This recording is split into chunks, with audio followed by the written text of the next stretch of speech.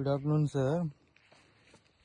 ప్రతిమ agri biotech seeds వారి PS king variety అండి. ఈ చేను పెట్టి ఇవాళకి 15 రోజుల దగ్గర వస్తుంది సార్. ఇది జర్మినేషన్ బాగుందండి.